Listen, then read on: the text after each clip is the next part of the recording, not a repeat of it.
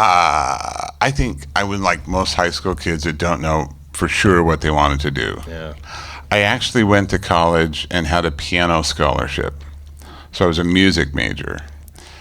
And there was a kid who was my same age who also had a piano scholarship, who was also a music major.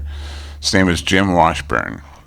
And Jim was a prodigy piano player. And I knew that if I practiced the piano 8 hours a day for 4 years, I wasn't going to be as good as he already was.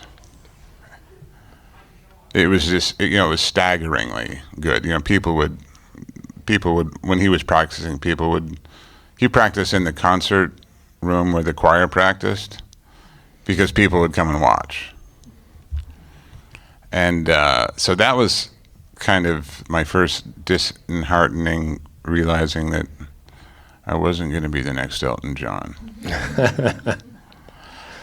And I was playing football. Did I have dreams of being a professional football player?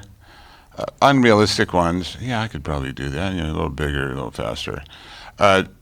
Not a chance. I was at an NCAA Division II school.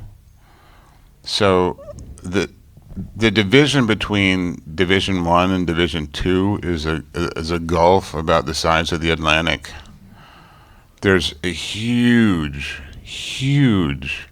with gulf in talent level, with the exception of an occasional athlete in a Division II school who accidentally ended up in Division II, who could have easily started in Division I.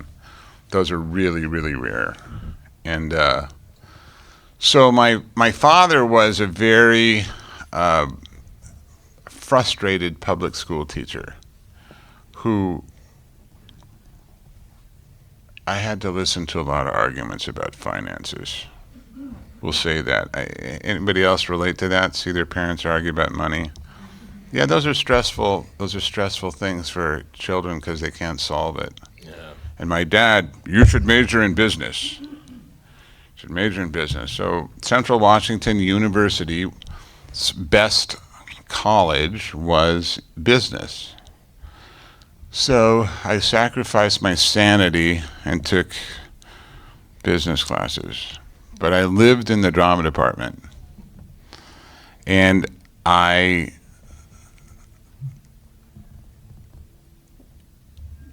without exception, even the quarters that I played football, I figured out a way to be in a school play. So I didn't really know anybody in the drama departments.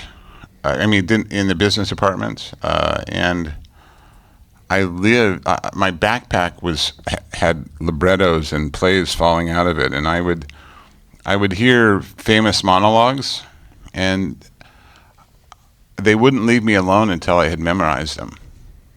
It was like, Brian, it just it wouldn't settle till I had the words memorized and committed to memory. And then senior year rolls around. I'm a business major. And the company, I had worked on the Columbia River building docks, bridges, and piers during the summers to pay for college.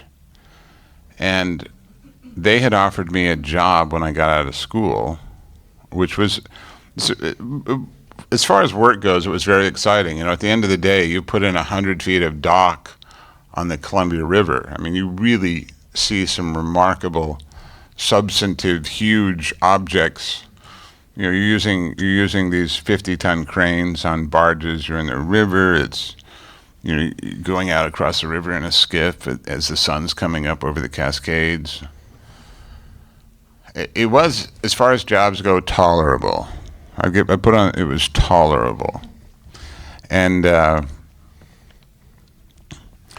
actually had a panic attack that my fall quarter, my senior year. I think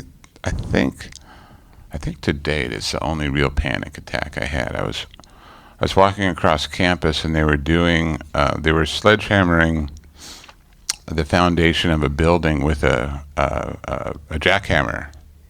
And that summer I'd had to use a jackhammer on a dock in Longview, Washington. And it's a very percussive sound. and that percussion hit me in the abdomen, and I got nauseous and started sweating. And I went back to my dorm room, and I was like pacing. I'm like, what do you want to do? It's like, what's going on? Well, you don't want to take that job. What do you want to do? Well,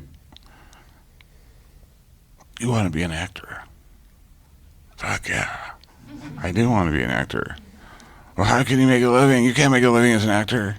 Yes, you can. You're going to have to go somewhere else.